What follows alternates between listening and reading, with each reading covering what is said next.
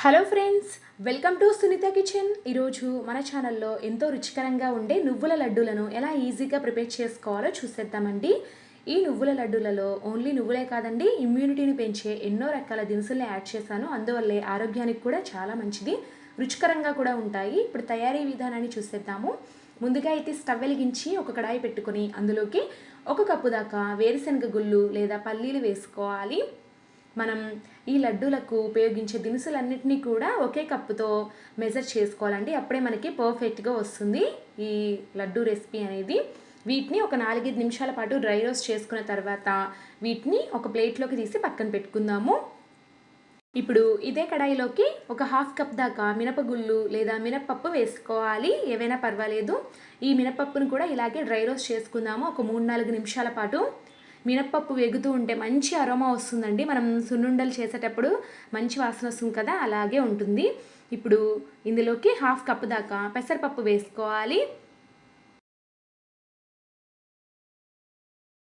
ఒక 2 నిమిషాల పాటు వేయించుకున్నట్లయితే పెసరపప్పు కలర్ చేంజ్ అయింది చూడండి. ఇలాంటప్పుడు ఒక పిడికెడు బియ్యం వేసుకోవాలి. అంటే ఒక 2 నుంచి 3 టేబుల్ స్పూన్ల బియ్యం అండి. ఇవి నార్మల్గా ఇంట్లో వండుకునే బియ్యమే. ఈ రైస్ని కూడా మనం ఒక 2 నిమిషాలు వేయించుకున్నామంటే క్రిస్పీగా అయిపోయి తెల్లగా అయిపోతాయి. చూస్తారు కదా, బియ్యం కూడా వేగిపోయాయి. వెంటనే ఈ మూడింటిని కూడా ఒక ప్లేట్లోకి తీసి పక్కన పెట్టుకుందాము. వీటన్నిటిని కూడా చల్లారి పెట్టుకోవాలండి ఓ వైపున. ఇప్పుడు ఇదే కడాయిలోకి ఇమ్యూనిటీని బాగా పెంచే బాదం పప్పును వేస్తున్నాను. ఇప్పుడు ఇదే కడాయిలోకి 1/2 కప్పు దాకా బాదం పప్పు వేసుకోవాలండి. అంటే ఒక 15 నుంచి 20 బాదం పప్పులు అయితే సరిపోతాయి. వీటిని ఒక 3-4 నిమిషాల పాటు మీడియం ఫ్లేమ్లో పెట్టుకొని బాగా ఫ్రై చేసుకోండి. లైట్గా క్రిస్పీగా అయినట్టుగా సౌండ్ వస్తుంది. అలాంటప్పుడు ఇంకొక 15 నుంచి 20 దాకా జీడిపప్పు పలుకులు వేసుకుందాము. ఈ రెండింటిని కూడా బాగా వేయించుకోవాలన్నమాట.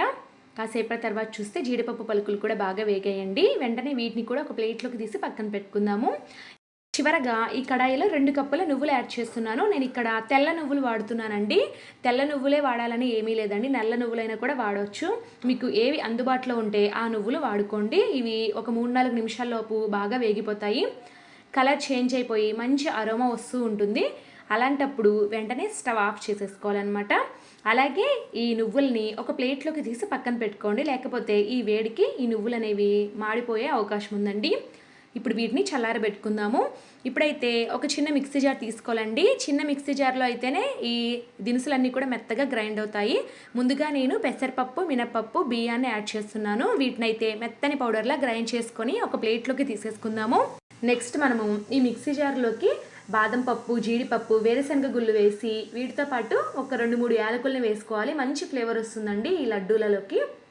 మనం ముందుగా వీటిని గ్రైండ్ చేసుకున్నట్లయితే మిక్సీ జార్లో ఆయిల్ అనేది ఉంటుందన్నమాట. ఎందుకంటే వేరుశనగ గుళ్ళు, బాదం పలుకులలో ఆయిల్ శాతం ఎక్కువగా ఉంటుంది కదా, కాబట్టి ఇలా ఉండకట్టేసి తర్వాత యాడ్ చేసేవి సరిగ్గా గ్రైండ్ అవ్వండి. సో రెండోసారి గ్రైండ్ చేసుకోండి. ఇప్పుడు చివరగా ఇందులోకి వేయించి పెట్టుకున్న నువ్వులు వేసి వీటిని కూడా గ్రైండ్ చేసుకుందాము. నువ్వులు కూడా మనకి ఉండలాగా కట్టేస్తాయండి, ఎందుకంటే వీటిలో కూడా ఆయిల్ శాతం ఎక్కువగా ఉంటుంది కదా. అయినా కూడా బాగా మెత్తగా గ్రైండ్ చేసుకొని ఇందులోకి తీసేసుకుందాము. ఇప్పుడు చివరగా లడ్డూలలోకి తీపి కోసం బెల్లాన్ని వాడుతున్నానండి. బెల్లం ఇష్టం లేకపోతే షుగర్ అయినా వాడచ్చు. నేను ఇక్కడ 2.5 కప్పుల తురిమిన బెల్లాన్ని వాడుతున్నాను. బెల్లాన్ని కూడా బాగా మెత్తగా గ్రైండ్ చేసుకోండి. బెల్లం కూడా చూడండి ఇలా ఉండలాగా కట్టేస్తుంది, కానీ బాగా మెత్తగా మెదిగిపోయిందండి. ఇప్పుడు ఈ మిశ్రమాలన్నింటినీ కూడా బాగా కలుపుకోవాలి. ఎక్కడ కూడా ఉండలు లేకుండా బెల్లం అంతా కూడా మిగతా పదార్థాల్లో కలిసే విధంగా కలుపుకోండి. ఈ ప్రాసెస్ అనేది ఒక 4-5 నిమిషాల పాటు బాగా ప్రెస్ చేస్తూ కలపండి. ఇలా చేయడం వల్ల అన్నీ కూడా బాగా కలిసిపోతాయి అన్నమాట. ఎక్కడ కూడా బెల్లం ఉండలు కానీ ఏవి ఉండకుండా చూసుకోండి. అన్నిటినీ కూడా మనం మెత్తగా గ్రైండ్ చేసుకున్నాం కాబట్టి బాగా కలిసిపోతాయండి. ఒక 4-5 నిమిషాల తర్వాత చూస్తే ఇలా తయారైపోయింది. చూడండి, మనం ఇందులోకి ఏమి యాడ్ చేయకపోయినా సరే ఉండలు కట్టేసుకోవచ్చండి. నేను ఇక్కడ ఫ్లేవర్ కోసం కొద్దిగా 2-3 టేబుల్ స్పూన్ల దాకా కరిగించిన నెయ్యి వాడుతున్నాను. ఇది పూర్తిగా ఆప్షనల్ అండి. నెయ్యి ఇష్టం లేకపోతే మీరు డైరెక్ట్గా ఉండలు కట్టేసేయచ్చు. ముందుగానే చూపించాను కదా, ఉండలు వచ్చేస్తాయండి చాలా ఈజీగా. మనం ఈ లడ్డూలను ప్రిపేర్ చేసుకోవడానికి యూస్ చేసిన దినుసులన్నింటిలో కూడా ఎక్కువ శాతం ఆయిల్ అనేది ఉంటుందండి. అందుకోసం ఇక్కడ మనం సపరేట్గా నెయ్యి యూస్ చేయాల్సిన అవసరం లేదు. కానీ నేను కొద్దిగా అంటే ఒక 2-3 టేబుల్ స్పూన్ల నెయ్యి మాత్రం వేసాను అనమాట, పిల్లలకి బాగుంటుందని చెప్పి. మీకు ఇష్టం లేకపోతే అసలు వేయాల్సిన అవసరం లేదండి. ఇక్కడ చూస్తున్నారు కదా లడ్డూలు ఎంత ఈజీగా చేసుకున్నామో. వీటిని నువ్వుల లడ్డూలు అనే కంటే కూడా ఇమ్యూనిటీని పెంచే లడ్డూలు అంటే చాలా బాగుంటుందండి, అంత బాగుంటాయి, హెల్త్కి అంత మంచిదనమాట. నేను ఇక్కడ యూజ్ చేసిన దినుసులన్నిటికీ కూడా ఒక 15 లడ్డూలు అయ్యాయండి. అవి కూడా కాస్త మీడియం సైజ్వే అనమాట, అంటే నిమ్మకాయ కంటే కూడా కాస్త పెద్ద సైజులోనే చేశానండి. సో ఫ్రెండ్స్, చూసారు కదండి, ఎంతో రుచికరంగా హెల్తీగా ఉండే ఈ లడ్డూలను మీరు కూడా ట్రై చేసి పిల్లలకి ఉదయం ఒకటి సాయంత్రం ఒకటి తినిపించండి ఫ్రెండ్స్, చాలా మంచిది. ఓకే అండి, ఈ రెసిపీ కనుక మీకు నచ్చినట్లయితే ఖచ్చితంగా లైక్ చేయండి, అలాగే మీ ఫ్రెండ్స్కి రిలేటివ్స్కి కూడా షేర్ చేయండి. Thank you for watching.